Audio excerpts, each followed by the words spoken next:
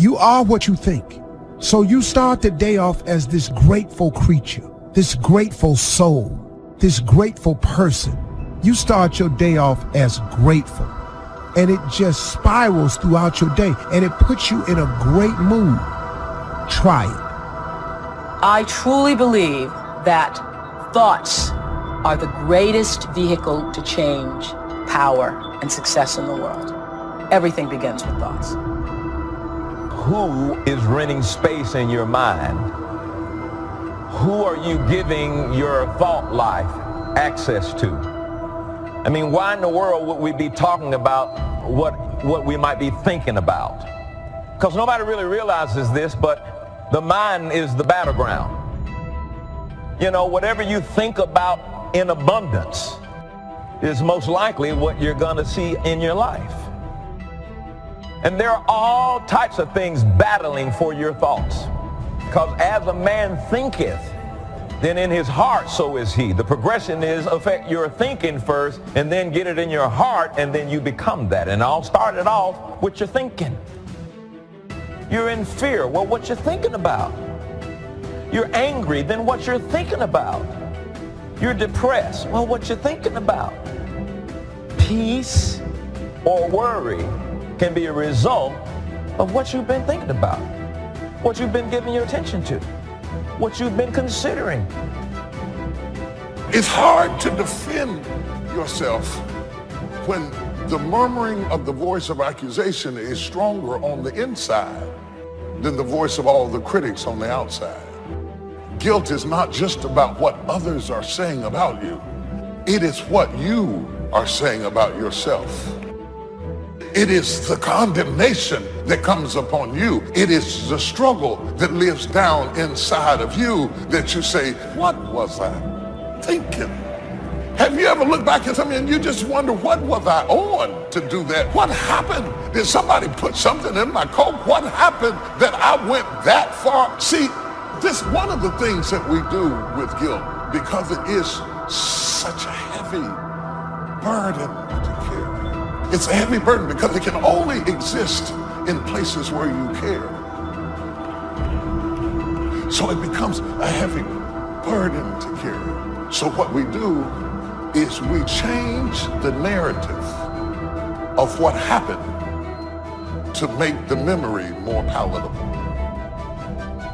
We block out the parts we are ashamed of, and we remember how people responded to us without remembering how we elicited or initiated the response. Selective amnesia. And so this story that we tell ourselves about what happened causes a certain toxicity to the soul that stops us from getting what God would give us, because God will only fall on truth. And you have told yourself a lie so long that you can't be delivered because you can't admit the truth.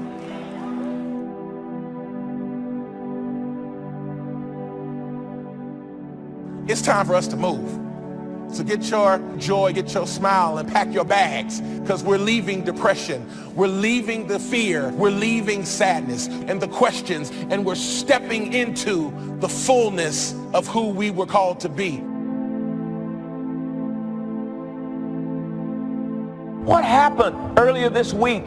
And it only took 15 minutes, but you can't get it out of your thought life, and it's shaping you. It's messing up your access to wisdom, and it's hindering your happiness and your joy, and you can't live the life that God wants you to live because you're occupied with the last thing that you've been thinking about, and it's become abundant in your mindset. And your mindset determines really where you're going to go. And you got to be careful, and it's a real thin line between what you're going through emotionally and what's happening spiritually. Sometimes you're thinking something wrong between you and God, and it's just an emotional mindset that's been created by how much attention you've given a thing. You're still making progress, but you might not feel like it because you've given attention to that other thing. You still heal, but you might not feel like it because you've given too much attention to the negative part of it. The one way to coach your mind from depression is with gratitude. Just start writing down everything you have to be grateful for. Whatever it is. Your health, you can walk, you have a car, may not be the one you want. I ate today, I have a place to live, I got a friend that I can call and share my troubles with. And just be real detailed with it. You would be stunned how long you'll be writing. Now let me tell you what happens. Gratitude erases all negativity because there's no room now for negativity. It's not a magic trick. Joy and depression cannot reside in the same space. Those two things cannot exist at the same time.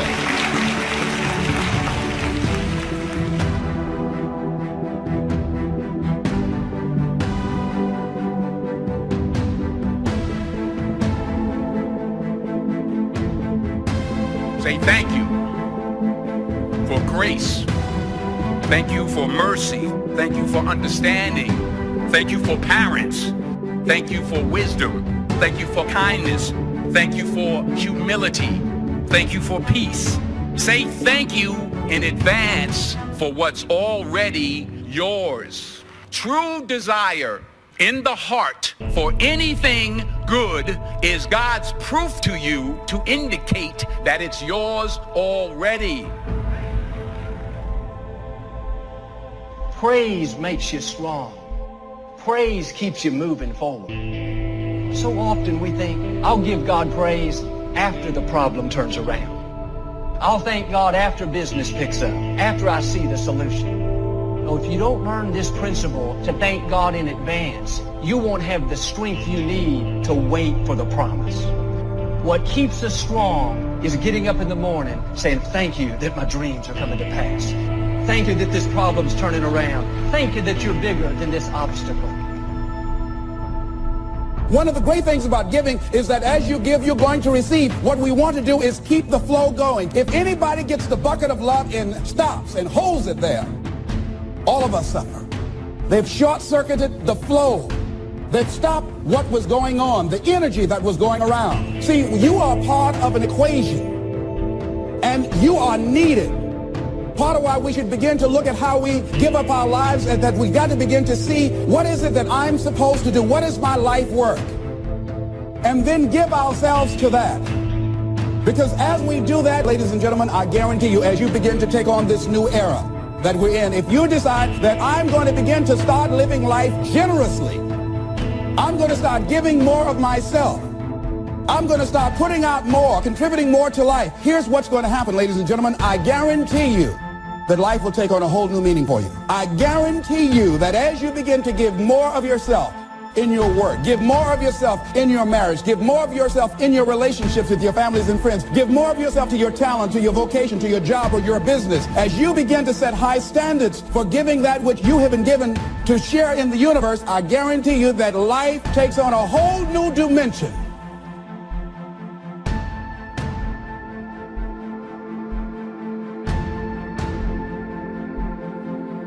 Life is worthwhile if you learn. You gotta know, you gotta have the information. Get the information while you're here, right? There's nothing worse than being stupid.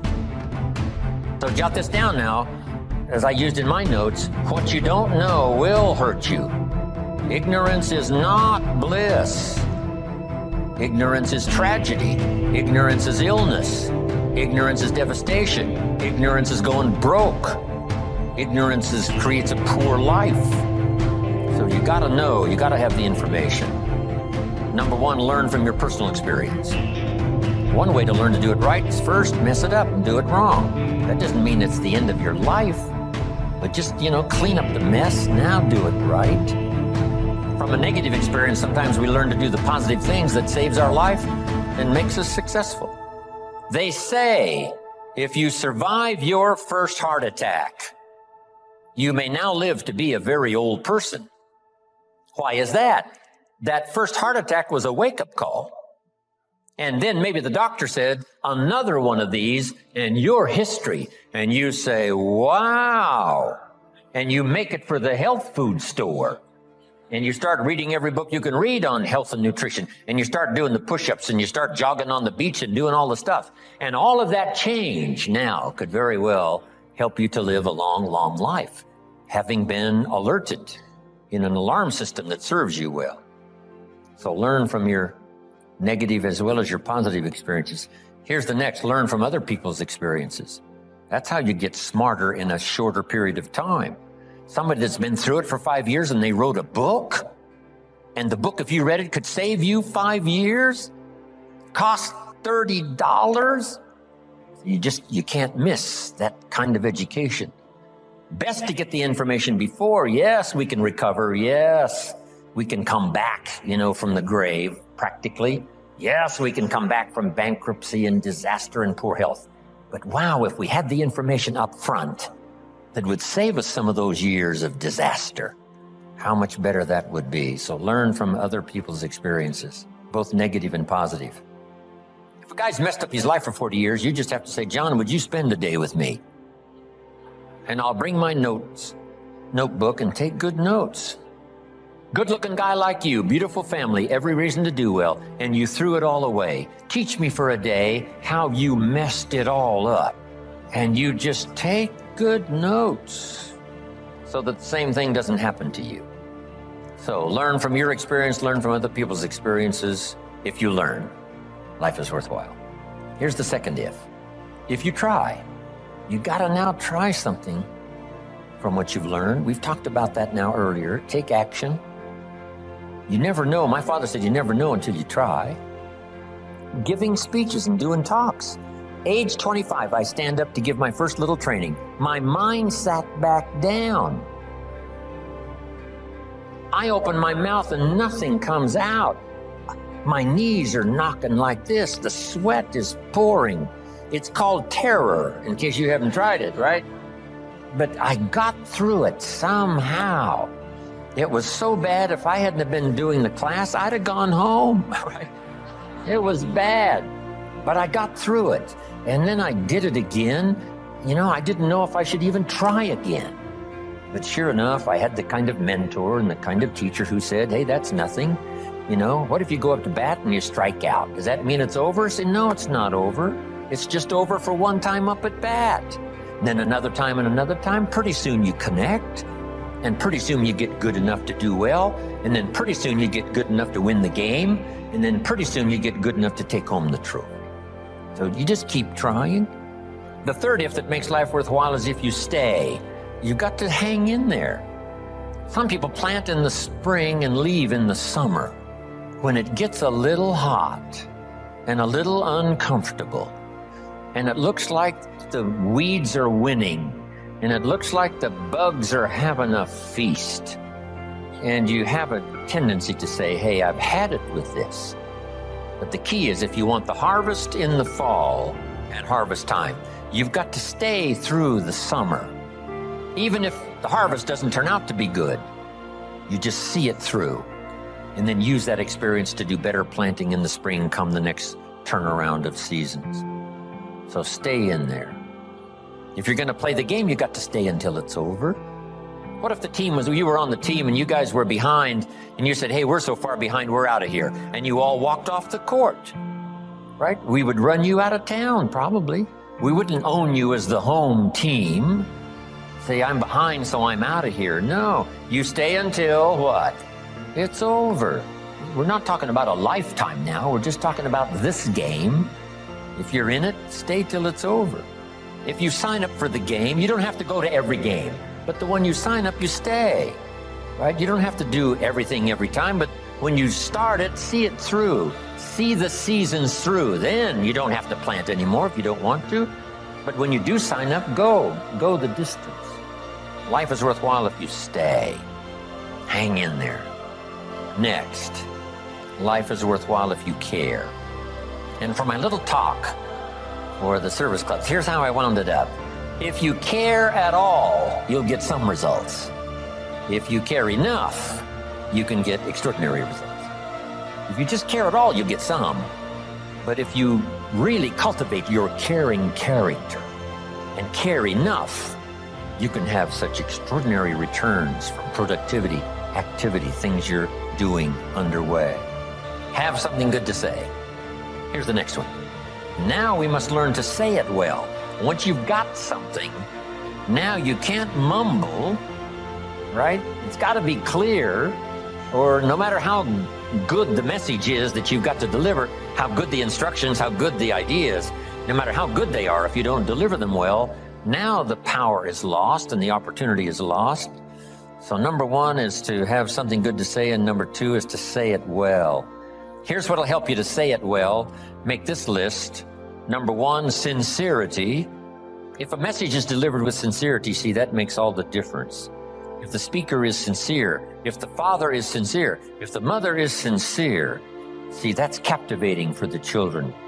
If the friend is sincere, even covering a delicate subject for us of some changes we probably should make, if they're sincere, see, we will give them room. Perhaps to get on our case if we know they're sincere, not just trying to criticize for criticizing's sake. If your sincerity, I'm telling you, that wins the day. Here's what can really be accomplished. Hopefully, like this weekend here, someone sincerely willing to speak and someone sincerely willing to listen. Now, in terms of lecture, book, seminar, and all the rest, we must come to this conclusion, because it's a wise conclusion, that sincerity is not a test of truth. In your study and evaluating everything, just make sure you have that in the back of your mind. Sincerity is not a test of truth. We must not make the mistake of saying, he must be right. He's so sincere. See, that might be a mistake. Why is that? Here's why. It's possible to be sincerely wrong. So sincerity is not a test of truth. Here's the only test of truth. Truth. Truth is the only test of truth, not sincerity. We hope someone will be both truthful and sincere, but we don't mistake sincerity for truth. Here's next. Repetition. To get better at something, you just have to go do it. Go do it. Accept every opportunity to go make a little talk if that's going to be your business. Get better at talking to your kids. Come up with more illustrations. Come up with more ideas. Read an extra book.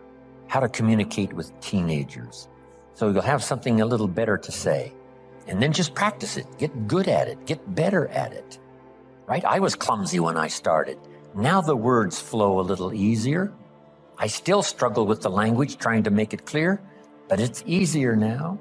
Repetition has helped me to do that. Here's what's next. In good communication, saying it well, brevity. Right? Don't take too long to say it if you can say it in shorter sentences and shorter time. One way to learn brevity is to talk to kids. You talk to kids for 30 seconds and they say, how long is this gonna take? It's already too long, right? 30 seconds. I mean, they got games to play and things to do. They can't hang around for, an hour's discourse. So talk to kids. It helps you to make it more brief. The storyteller tells us Jesus wandered around the countryside in putting his 12 together. And as he wandered around the countryside, every once in a while he would say, you follow me. See, that's short. Why could he be so brief and so short with that simple appeal? Jot this down now. Probably for who he was, not just for what he said, but for who he was. There was something about him when he said, you follow me. See, probably his reputation, probably his manner, probably with how he said it, irresistible. So here's what's powerful, and you can talk less and even be more effective in this personal development area. The stronger you become and the wiser you become, the more caring you become, it shows in your language and your manner. The texture of your communication changes and reaches where it couldn't reach before. It strikes the heart where it didn't strike before. That's the key here. Next, style. Now you've got to develop your own style. You can be a student of style. There's about a dozen people that I know over the years that if you knew those dozen, you'd say, hey, a little bit of each of them appears in Jim Rohn's style, which is probably true. Not copying any one person, but I like the way the person said it this way. I like the person's gestures, because I used to be a little too stiff without, gestures. So make this note, it's not just what you say, it's how you say it. Style, sincerity, the way you present it, heart, soul, from deep inside, commitment, dedication, wrapped up in your language so that now when you present it, hey, it becomes incredibly effective. Next is vocabulary. The better your vocabulary, the better you can share ideas that are meaningful, find words now to use that you couldn't use before. If you were very limited in your ability to comprehend because you had such a small vocabulary, that no matter what someone said, it would still be confusing. No matter what they said, it still might not make sense. They said it clear, but you couldn't see it. And sometimes that's because the vocabulary is so limited that it doesn't have the ability to register the scene on the screen of your consciousness. What if you could only see the world through this little tiny hole? You would be inclined to say, the world is like this. And all of us would say, no, the world is like this. This person would say, no, it's like this. How come they keep insisting the world is like this? Because that's all they can see. They're limited in the scope of their ability to widen their perception about life and what's going on and what's happening simply because they don't have the vocabulary to understand. So they started working on vocabulary, and immediately behavior started to change. Being able to see, being able to comprehend. Oh, now I see. Oh, now I understand the reason why.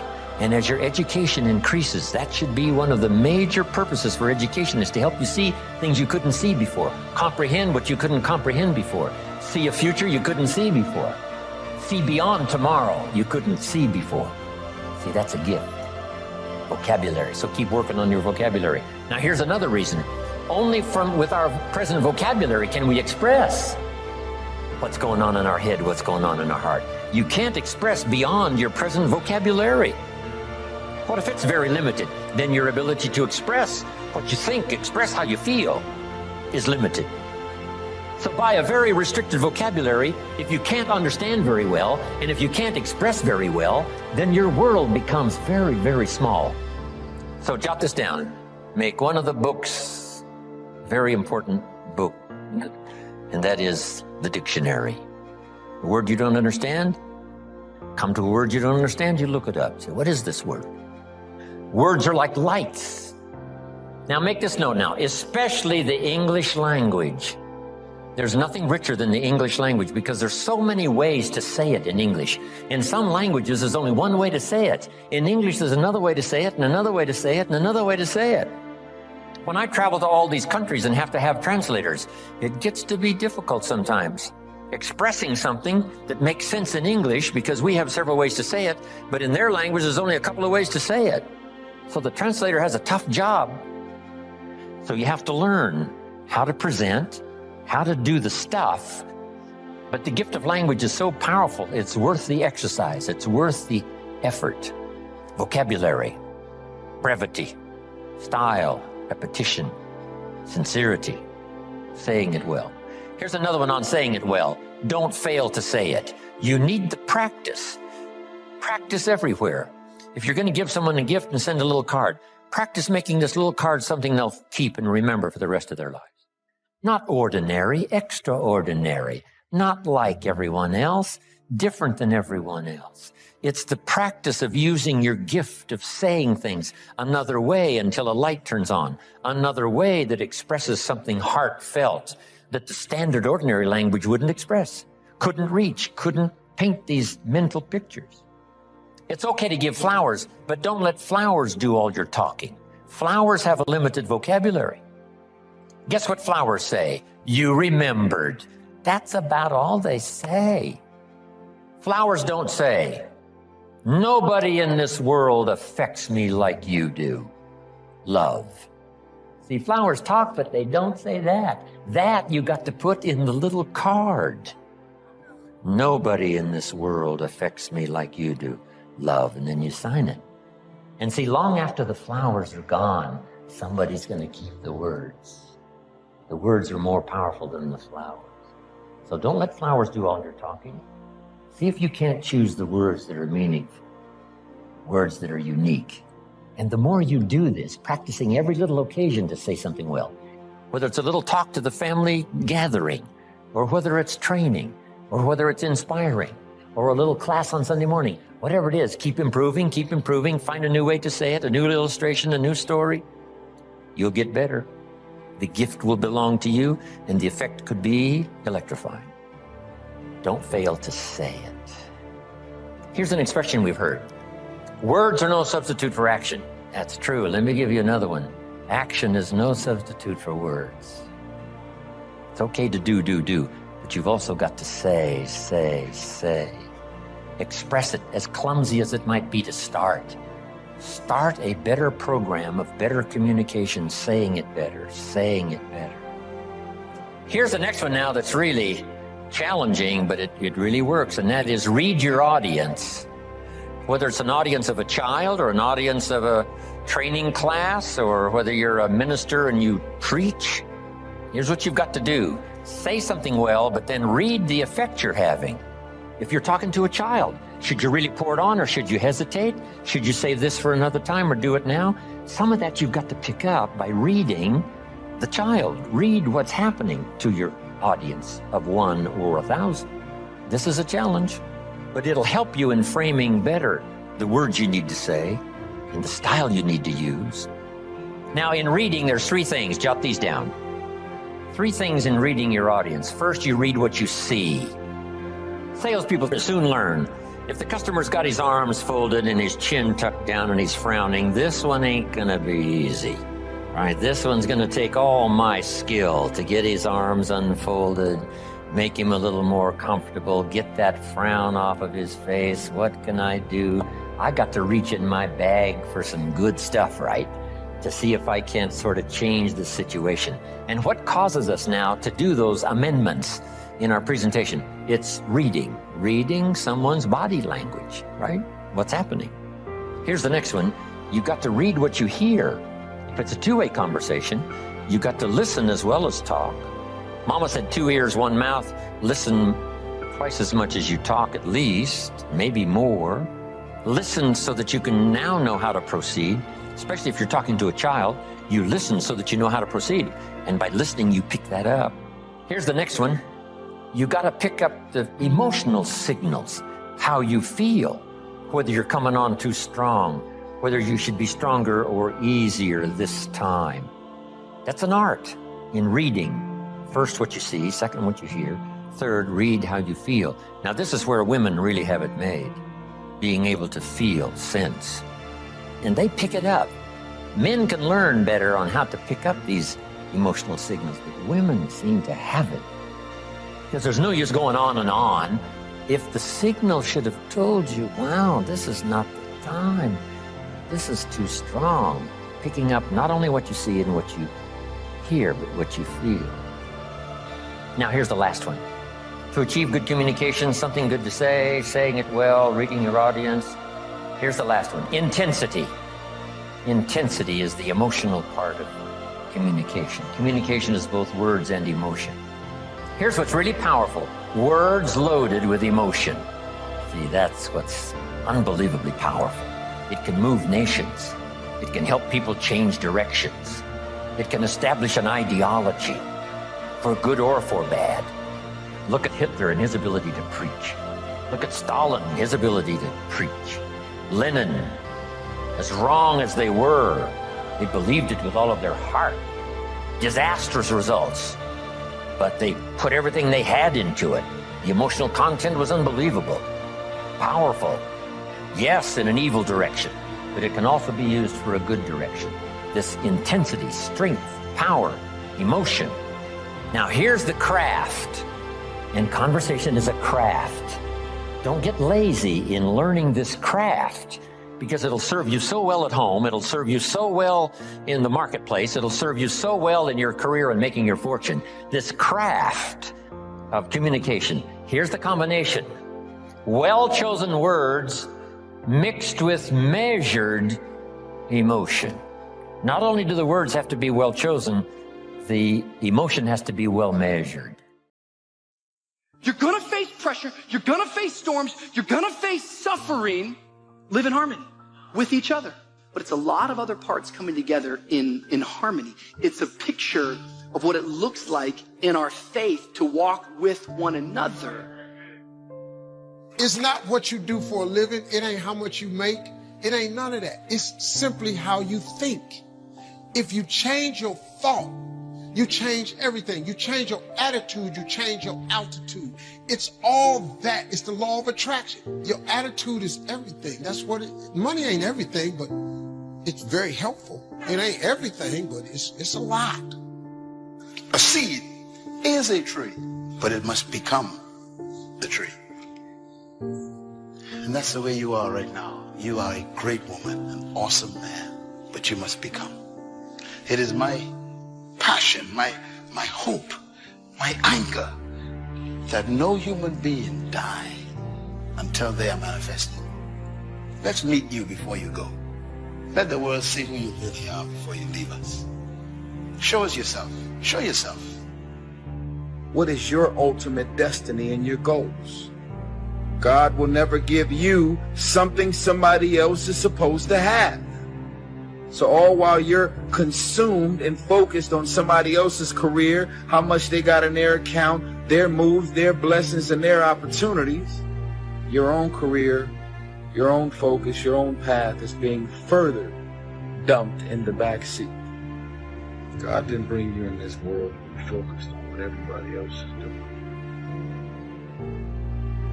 You have a choice. Your mind has to listen to you. Part of your will is to bring your mind into order. Now, the reason why most people are ineffective in life and actually fail at life is because they've never learned how to fight the battle of the mind. Happiness is both a grasp of the obvious as well as an awe of the mysterious. But for most people around us, happiness seems to be either something left behind or something yet to be discovered. Like all the good things in life, happiness is elusive by nature, but not impossible to capture. If there is a magic word that stands out above all the rest, this is the one: discipline.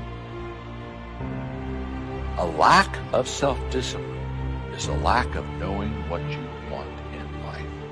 And when you don't know what you want, you won't have any self-discipline power to get there. Self-discipline makes consistency possible, and consistency compounds. It always has, and it always will. In difficult times, it's tempting to get sour. Joel, I was doing the right thing, had this bad break. This setback came out of nowhere.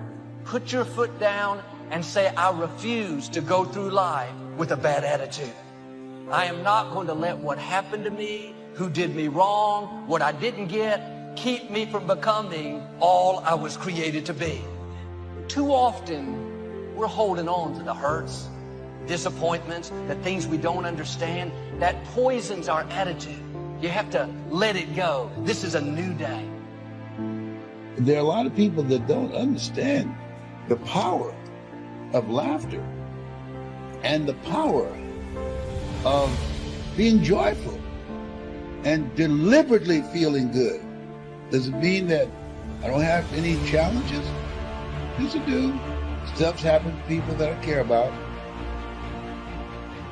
We're so tempted to run somebody else's race.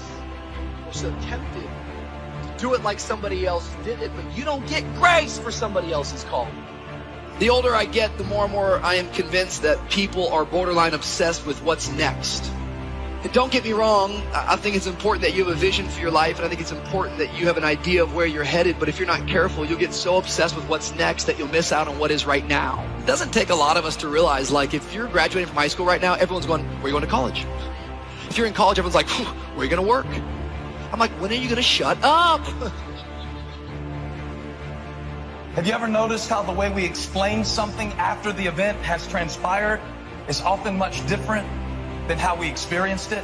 And we say after we've experienced something that, well, it all turned out for the good, but you weren't so sure about that during the divorce. But now after the divorce, you can say, okay, well, I didn't want the divorce, and I'm not saying the divorce was God's will, but I can see how God's even using that now in my life. But when you're going through it, it feels like death, and you can't even see any life after this. We have to take control of our thoughts. We have to scratch the negative ones when they come in and replace them with great ones. Now, I don't believe self-talk works all the time, but I believe saying I am strong, I am good, I intend, I'm a good man, my intentions are pure, I make a difference in the world, I'm kind, I'm gentle, I'm generous. Beginning to repeat these thoughts to myself, and these words do generate self-confidence. I keep the promises I make to myself. I'm a man of my word. Many of us choose an active living death. Many of us are walking dead, that we're not doing what we want to do. Many of us stay in relationships where we're dying together rather than growing and expanding and living together. We're miserable, but because we don't have the courage to see ourselves beyond that relationship that has turned toxic, we go through life living dead people. I know it's easy to get glued to the internet, glued to social media, get glued to the TV, but if you fill your mind with constant images of negative news, and they're just saying the same thing over and over, it's going to deplete your reserves, it's going to raise your stress level. When you decide, I have had enough, a leader is about to be born. Toleration is the graveyard of leaders. And that's why we lack leadership in the 21st century. Everybody wants to be liked. Nobody wants to rock the boat. And that's why we're not leaders, because we want everyone to agree with us. Before you're going to have peace, you're going to have to make some decisions about some things. And the first decision you have to make is, I am unwilling to live without peace. I will not live without peace. You see, I spent way too much of my life in turmoil. And maybe 15 years ago, I made a decision that I was going to have peace and I was going to have joy and I was going to have righteousness. That I was not going to spend the rest of my life feeling guilty every time I made some little minor mistake. I want you to honor both yourself and I want you to honor her, and I want you to just keep going. If what you actually need is to pause and to just take a break from school for a little bit so you can take care of yourself, that's very different than quitting. That's giving yourself what you need while being responsible for this dream that you better not give up on. Begin to talk to yourself and think these thoughts. When you combine your brain and your body, you scratch the self-doubt. You lose those 4 stupid beliefs. I am my accomplishments. I am my possessions. I am what other people say I am, or I am what I look like. These are completely flawed beliefs. We scratch those. We scratch them. We understand the process of stacking self-confidence in our life. We know we are the content of our character. It's not that easy as dropping out of law school. You've always wanted this. You've always worked for this. You've dreamt about this forever.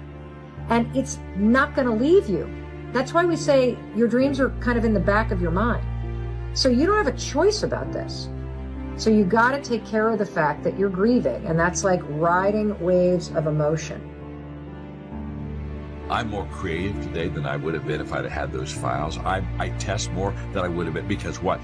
That was a crutch to me. I was holding on to what I knew instead of letting go so I could grab hold of what I could become. So that's a huge word right now. Just be testing. It's going to make you the person you need to be during this time. Testing says that there's a better way, and failing says, I haven't found that way. Failing tells you that, I haven't found that way, but it also tells you getting closer to find that way.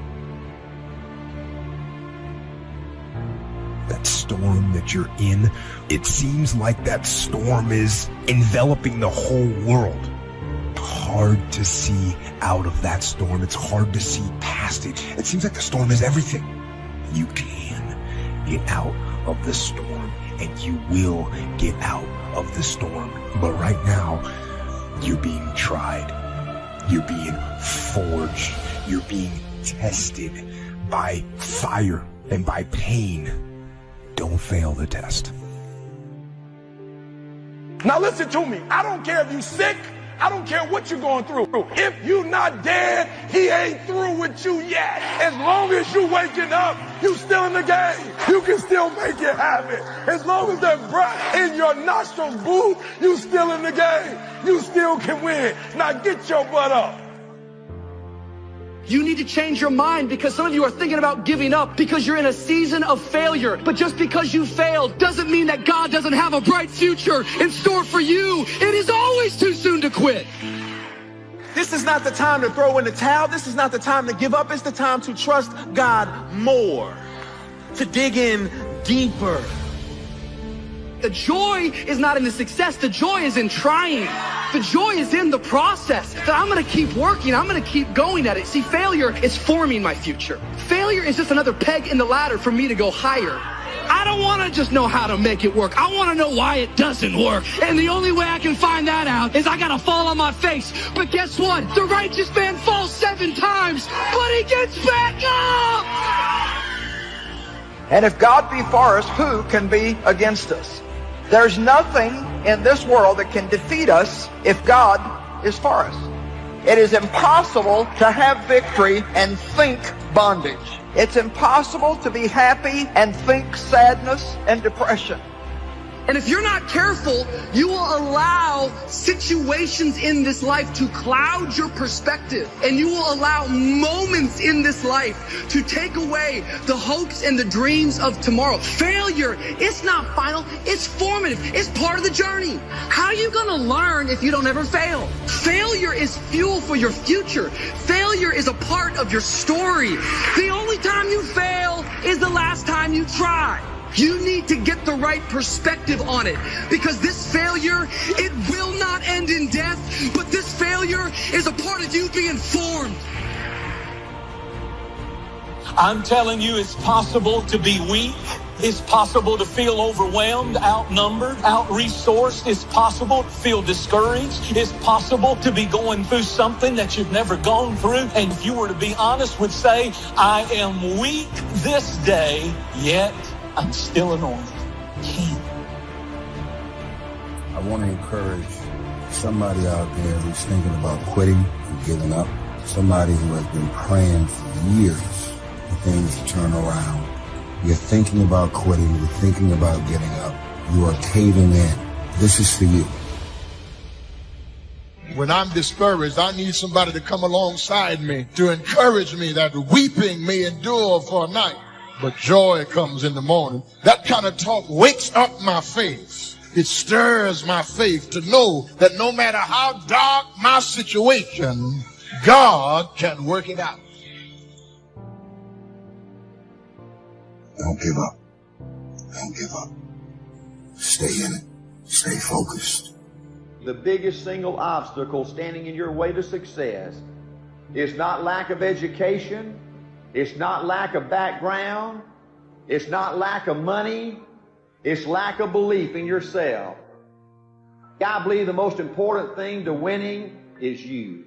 It's what kind of person you are, what kind of husband you are, what kind of wife you are, what kind of dad you are, what kind of mom you are, what kind of example you are. See, folks, you are it. You are everything. The most important thing to winning it is your attitude about you. It's your attitude about life. Positive thinkers win, and negative thinkers lose. Whatever you expect to happen with confidence happens. The fundamental key to success is what you believe is true for yourself. Not what you want, not what you desire. It's what do you believe? The first thing you've got to do to get what you want is believe that you can. Believe it's possible for you to have it. And if there's someone out there that has done it, why the f*** ain't it possible for you?